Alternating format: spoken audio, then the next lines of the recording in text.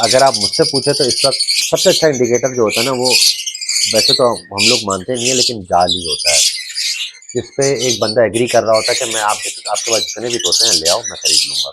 जो new fancy है, जिसने फर्स्ट टाइम परचेज करी है, उसके लिए तो कोई वक्त नहीं है परचेज का। वो किसी वक्त भी परचेज करे, क्योंकि उसने परचेज करना है, वो रुकेगा नहीं।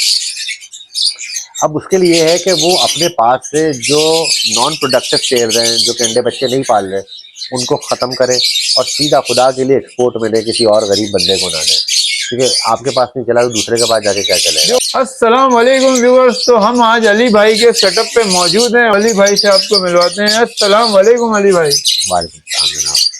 और अली भाई कैसे हैं, खैरियत से? शुक्र अल्हम्दुलिल्लाह। अच्छा अली भाई, व्यूअर्स का काफी सवाल आ रहा है कि मार्केट जो है माशाल्लाह स्टेबल हो रही है, तो ये इंशाल्लाह आप क्या देख रहे हैं, इसको कहाँ तक इंशाल्लाह जाने वाली है, आपको कुछ अंदाजा है?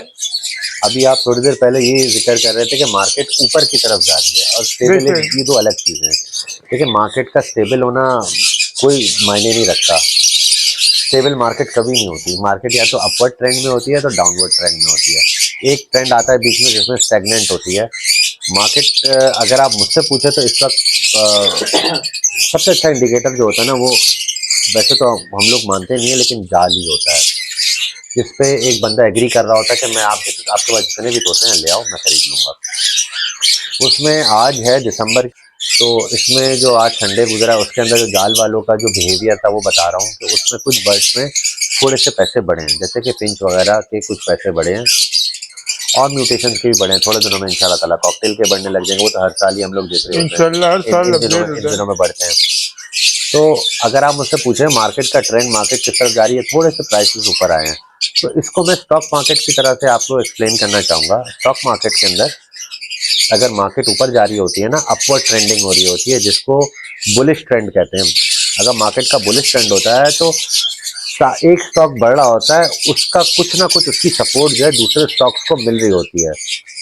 आप समझ रहे हैं? जैसे कि KSP 100 इंडेक्स, 30 इंडेक्स जो होता है, अगर वो ऊपर की तरफ जा रहा होता है तो प्लस में होता है, तो उसका जो और भी बहुत सारे जो स्टॉक्स होते हैं ना, जो उस रैंकिंग में नहीं आते टॉप 30 या टॉप 100 के अंदर, तो उनके ऊपर भी बुलिश ट्रेंड होता है, वो थोड़ा थोड़ा जा रहे होते हैं।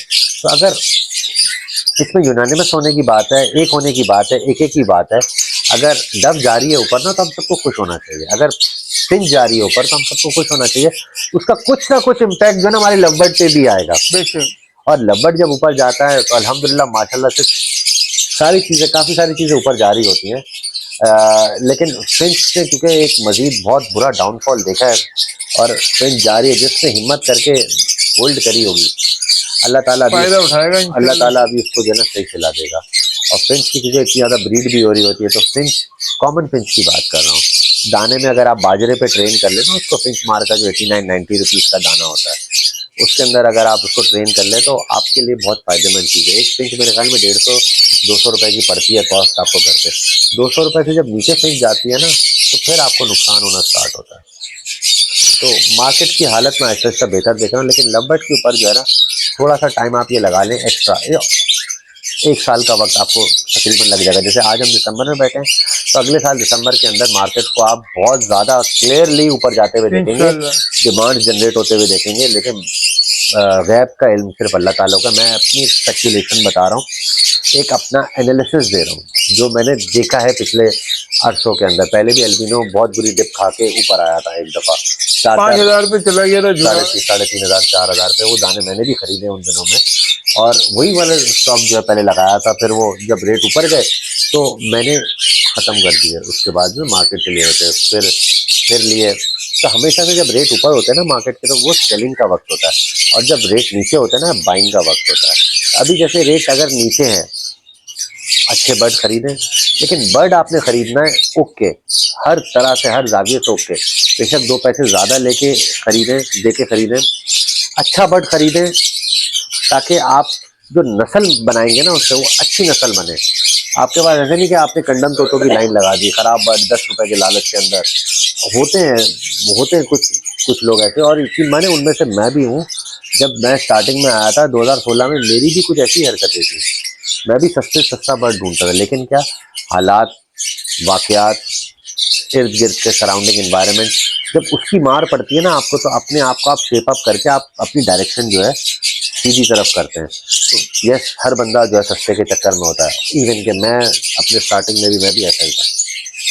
अच्छा, जैसा कि अभी बर्ड्स के अंदर, लव बर्ड्स के अंदर, बाकी बर्ड्स के अंदर भी डाउनफॉल है, तो ऐसी सिचुएशन में क्या करना चाहिए? थोड़ा सा न्यू फैंसियर को गाइड करिएगा, जिन्होंने महंगी परचेजिंग करी होगी। देखिए, जो न्यू फैंसी जिसने फर्स्ट टाइम परचेज करी है, उसके लिए तो कोई वक्त नहीं है परचेज का, वो किसी वक्त भी परचेज करे, क्योंकि उसने परचेज करना है, वो रुकेगा नहीं। अब उसके लिए है कि वो अपने पास से जो नॉन प्रोडक्टिव पेयर हैं, जो कि अंडे बच्चे नहीं पाल रहे, उनको ख़त्म करे और सीधा खुदा के लिए एक्सपोर्ट में दे, किसी और गरीब बंदे को ना दे, क्योंकि आपके पास नहीं चला तो दूसरे के पास जाके क्या चलेगा। जो मतलब बर्ड ब्रीड नहीं कर रहे, वो रुके हुए हैं 2 साल से 3 साल से। मैं कभी भी इस हाइपोथेसिस पे बिलीव नहीं करता, मेरे पास नहीं चला तुम्हारे पास जाके शायद चल जाए। यार वो किसी के पास जाके नहीं चलेगा। आप एक्सपोर्टर ले रहे हैं ना कम कीमत पे, एक्सपोर्टर ये थोड़ी कह रहा है अंडे बच्चे पालता हुआ जोड़ा दो, उसको दे, फारिग करें उन बर्ड को, खत्म करें ऐसे बर्ड। इतनी ब्रीड हो, इतनी प्रोडक्शन हो आपके पास कि बर्ड की प्राइस अगर कम भी हो तो आप क्वांटिटी के अंदर ज्यादा हो। अब यहाँ पे गेम आती है बर्ड रोकने की। अब एक बच्चा चूजा तैयार होता है 3 महीने में, और 3 महीने में अगर वो सेल नहीं होता तो हर एक्स्ट्रा दिन जो है ना वो आपको एक एडिशनल लॉस दे रहा होता है। तो जो बेस्ट प्राइस मिले आप उस पर सेल कर दें।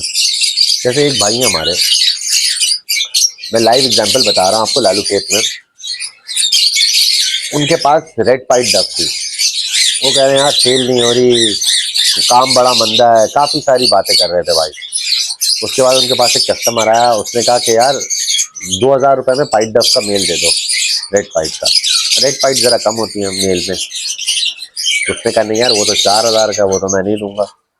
उस बंदे ने 3000 रुपये तक लगा दिए। मैं उनके सामने खड़े होकर तमाशा देख रहा था। वो कह रहा है नहीं यार। वो बंदा चला गया। फिर थोड़ी देर बाद मुझे कह रहा, देखा अली भाई यार सेल नहीं है मार्केट में। तो मैं हैरान था, अल्लाह ताला ने आपको कस्टमर दिया है और आपने सेल नहीं करी और उसके कसूरवार आप एक तरह से हालात पे अल्लाह पे डाल रहे हो, तो गलत बात है। अल्लाह ताला ने आपको मौके दिए हैं और आपको अल्लाह ताला, रिस्क का तो वादा अल्लाह ताला का है ना, अल्लाह ताला मौके देता है, आप उसको गवा क्यों रहे हो? अगर आपके पास कोई बंदा आया उसको खुशनुदी से दो यार बर्ड, यार ये लो यार, दुआ दो। और जो खरीदने वाले उनसे भी मेरी रिक्वेस्ट है कि इतनी चंदी चोरी ना करें, इतना होशियार ना बने। मैं दोनों तरफ की रख के बात कर रहा हूँ कि आप जिससे बर्ड खरीद रहे हैं उसका दिल खराब कर दें। यकीन माने जिससे बर्ड खरीद रहे हैं ना उसकी दुआ लेते हुए आप खरीदें, अदरवाइज आपका बर्ड अच्छा परफॉर्म नहीं करेगा आपके पास। क्योंकि देखें ना, ये एक ऐसी हॉबी है और बिजनेस चले चले ऐसा बिजनेस है, इसमें अल्लाह की रजा होना शामिल बहुत ज़रूरी है। और अगर आप किसी की बद्दुआ जैसी कोई चीज़ लेते हैं, आपका बर्ड ही ब्रीड नहीं करेगा। आपने 5000 सस्ता बर्ड ले लिया, लेकिन ऐसा बर्ड क्या, किस काम का, क्या फ़ायदा ऐसा जो ब्रीड ना करे? बस पिंजरे की जीनत बन के पिंजरे में वो पड़ा हुआ है और आप उसको रोज़ आके देखो, आंखें सेको, 10 साल तक रखो, कुछ नहीं होता, बर्ड मर जाएगा, काम खत्म। मार्केट में जो बर्ड आता है ना वो कोई कमेले से या सफारी पार्क से नहीं आता, वो भी घरों से ही आता है और बड़े लोगों का रोजगार चलता है मार्केट में। हाँ, ये बात सच्ची है कि जो लोग मार्केट में लाते हैं बर्ड, वो सस्ते में जाल वालों को ना देने के बजाय चंद पैसों के लालच के लिए डायरेक्ट सेलिंग करना चाहते हैं। ये गलत है। बाकी जो बर्ड आ रहा होता है यूजुअली खराब बर्ड होता है, उसमें कोई गलत बात नहीं। देखिए मैंने भी आपको अपने पास 4-5 पेयर दिखाए, उन्होंने ब्रीड नहीं करी, अंडे तोड़ दिए। ऐसे बर्ड हर किसी के पास होते हैं, हर किसी के पास होते हैं। तो उन बर्ड्स को बस ये कह रहा हूँ कि किसी शौकीन को सेल ना करें, डायरेक्ट जाल वाले को सेल करें। और जाल वाला भी आपको अंदाजन बता ही देगा कि एक्सपोर्ट में माल लग रहा है। और जो कि अरबी वगैरह जिनका शौक, उनका ब्रीड कराने का शौक नहीं है, उनका शौक है पिंजरे में 2-4 जोड़े हो, उन्होंने एंजॉय करना है। उस तरह से नॉन ब्रीडर पेयर जो है, नॉन परफॉर्मिंग पेयर एंजॉय करते रहे, तो मसला नहीं है। हमने तो ग्रोइंग इकॉनमी बनना है, हमने प्रोडक्शन हाउस बनना है, हमने बर्ड प्रोड्यूस करने ताकि हम कंपेटिटिव रेट्स पे एक्सपोर्ट कर सके। हमारा पता है आपको मुकाबला फिलीपीन से, फिलीपीन ने हमारी ऐसी कम तैसी करके रखी हुई है। बेशक हमारे पास जो बड़ा मेजर चंक आया है इम्पोर्टेड बर्ड्स का, वो फिलीपीन से आया है। हल्का खराब बर्ड भी आया है, उसमें अच्छा बर्ड भी आया, मेजोरिटी खराब बर्ड्स की थी। उनको अलग अलग तरीके से बड़े बड़े ब्रीडरों ने इंडोर्स करके बेचा भी, रिंग काट के भी बेचा, अपने रिंग चढ़ा के भी बेचा, अपनी लाइनों की चैंपियन लाइन या टॉप परफॉर्मिंग लाइन या बेहतरीन लाइन के पीछे उसकी आड़ में भी बेचा लोगों ने। ठीक है, सब कुछ हुआ, लेकिन अभी की बात करते हैं। अभी हमारा कंपटीशन फिलीपीन से। अगर अभी हम लोग कम रेट पे बर्ड एक्सपोर्ट नहीं करेंगे, फिलीपीन कर देगा, ये भी हमारे हाथ से चले जाएगा। यानी हमारे लो प्राइस होंगे तो हमें हमारे मुल्क की इकोनॉमी को फायदा है इससे। आप ये कहना चाह रहे हैं कि नहीं नहीं, उनकी जगह हम ज्यादा एक्सपोर्ट कर सकते हैं वर्ल्ड के अंदर। देखिए हमें फायदा होगा जब डॉलर की प्राइस ऊपर होगी। देखिए एक्सपोर्ट के अंदर हम जब चीजें कोई बाहर भेजते हैं, दरामद बरामदी दरामद, यानी हम यहाँ से ऑफलाइन भेज रहे हैं। एक्सपोर्ट भेज रहे हैं, और हमारा $2 का अगर ऑफलाइन बिक रहा है, आज डॉलर अगर 350 का है, 280 का है, अगर डॉलर 200 का होगा तो हमें नुकसान होगा। हमें $2 का मतलब 400 रुपए मिलेंगे, 200 रुपए के हिसाब से 400 रुपए मिलेंगे। आज 280 का है, इसका मतलब क्या हुआ, हमें 500 करीब मिलेगा, 560 रुपए मिले तकरीबन, करीबन 500 रुपए मिले, दो 550 मिलेंगे। 280 रुपए के डॉलर के हिसाब से हमें 530 रुपए मिले। कहाँ 400 रुपए, कहाँ 530 रुपए। तो ये आप वो वाली बात कर रहे हैं कि कम रेट हो, डॉलर ज्यादा होगा तो हमें फायदा है, डॉलर कम होगा तो इंपोर्ट में फायदा है, डॉलर ज्यादा होगा तो एक्सपोर्ट में फायदा है। ठीक है, नंबर 1। नंबर 2, इंटरनेशनल मार्केट एक ऑब्वियसली बहुत बड़ा पहाड़ है खड़ा हुआ। अगर हमें बाहर के मुल्क में भेजना है बर्ड, तो हमें वो जो एक्सटर्नल कंपटीशन है उसको हमें फेस करना है। उसके लिए हमें प्राइस जो है कम से कम करनी पड़ेगी। अब ये कि अल्लाह ज़्यादा बेहतर जानता है कि एक्सपोर्टर्स की क्या गिमिक्स है, क्या गेम है, और मेरी भी बस उनसे भी रिक्वेस्ट है कि आवाम का साथ दें और अच्छे बर्ड्स जो है ना हमारे मुल्क से, मतलब जो नॉन परफॉर्मिंग बर्ड है उनको भेजें, किसी को अच्छी से अच्छी प्राइस पे बेचें ताकि हमारी आवाम का भी फायदा हो, मेजॉरिटी चंक प्रॉफिट का ना रखें।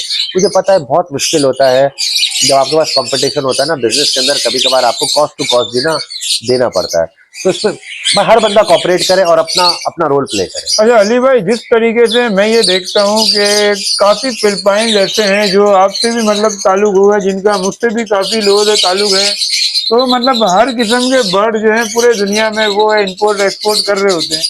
तो हमारे एक्सपोर्ट मतलब फिलिपाइन से जो ताल्लुक रखते हैं, जो ब्रीडर फिलीपींस से जो हाँ ताल्लुक रखते हैं, वो इंपोर्ट एक्सपोर्ट का काम है। तो हमारे एक्सपोर्टर क्यों स्टेप नहीं लेते कि पेल फेलो भी जो है यहाँ से जो है एक्सपोर्ट करें, या डन फेलो भी एक्सपोर्ट करें ताकि मार्केट स्टेबल हो सके। हमें इसके 3-4 फैक्टर हैं। सबसे पहले तो हमें एनओसी नहीं मिलती पाकिस्तान को।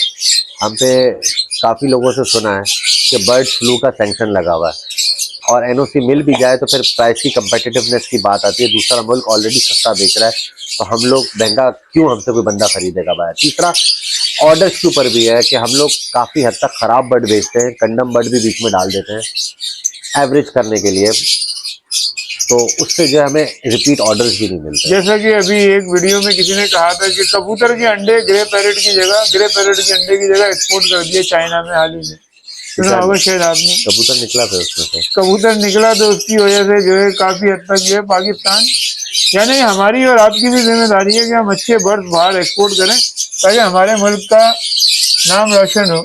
देखिए ये कैप ना लगाएं किसी को। अच्छे बर्ड जो है ना, देखिए वो महंगे होते हैं, एक्सपोर्ट में सस्ते बर्ड जाते हैं, तो अपने घर का सस्ता बर्ड निकाल के दें। फिलीपीन में भी असल में कंसोलिडेटर होता है इसके अंदर ना, एक आदमी होता है जो कि माल जमा करता है, वहाँ से फिर ड्रग इंस्पेक्टर डॉक्टर्स वगैरह होते हैं, वैक्सीनेशन होती है, प्रोसेसेस होते हैं, डिफरेंट प्रोसेस से गुजर कर माल जाता है। जैसे कि फिलीपीन में बदीला है, बदीला जो है वो एक्सपोर्ट सर्विसेज भी देता है। अब वो अपने पास से पूरे ऑर्डर्स कंप्लीट नहीं कर पाता था, तो वो आसपास के जो ब्रीडर्स हैं उनसे भी माल लेके अपने अंडर लाइसेंस पे वो एक्सपोर्ट करता था।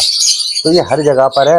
हम भी जब ले रहे हैं, हमसे एक्सपोर्टर ले रहा है, जाल वाला ले रहा है यार, तो हम भी तो अपने बर्ड ही दे रहे हैं ना, अपने घर के बर्ड मिक्स करके दे रहे हैं। तो ये आप जो है वो गलत डायरेक्शन में जा रहे हैं। देखें, स्ट्रगल का फेज है पाकिस्तान का, हम सबको स्ट्रगल करनी पड़ेगी। ग्लास में ना आपको टेबल पे सब कुछ सजा सजाया नहीं मिलेगा, आपको मेहनत करनी पड़ेगी। मौके हमारे मुल्क में थोड़े से कम है कमाई के, तो उसके लिए हमें स्ट्रगल करना पड़ रहा है। एक बंदा जो काम कर रहा है उसके पीछे 10 लोग वही काम कर रहे हैं। कोई चिप्स का ठेला लगा रहा है तो 10 लोग चिप्स का ठेला उसके पीछे लगा रहे हैं। अब वो 50 रुपए का अगर बेचता ना, उसको मजबूर होकर जो है 30 रुपए में बेचना पड़ेगा कोई चिप्स के डब्बे का साइज। आप जितना भी एका कर लें, प्राइस को ना आप रोक सकते हैं एक जगह पे, ना आप कम कर सकते हैं, ना आप बढ़ा सकते हैं। ये सोनली डिपेंड करती है डिमांड पे और सप्लाई पे।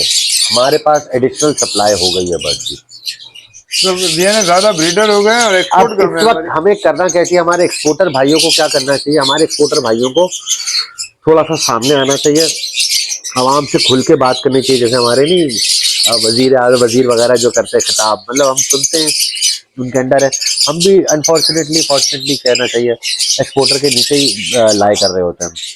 तो एक्सपोर्टर को चाहिए अच्छी क्वालिटी के बर्ड का एक चंक बनाए 40-50 जोड़ों का, कुछ लो क्वालिटी मिडिल रेंज, कुछ लोअर रेंज वाले बर्ड्स, और खुल के आवाम के सामने है भाई मैं इतने का कर रहा हूँ, मुझे ये मुश्किलात फेस हो रही हैं, आप इसमें हमारी मदद करें और मुल्क से बर्ड जितना जाता है जाए, जितना जाता है जाए, हमारे मुल्क का ही फायदा है उसके अंदर, यकीन माने। आज कम पैसे कमा रहे हैं, कल को ज्यादा पैसे भी तो कमाएंगे जब हमारे पास इंटरनल, देखें आप पैसा कब कमाते हैं, बहुत सारे लोग ये नहीं समझते, आप पैसा जब कमाते हैं जब आपके मुल्क की इंटरनल डिमांड को आप सेटिस्फाई कर रहे होते हैं, आप उसकी तस्कीन पूरी करते हैं अच्छी प्राइस के ऊपर।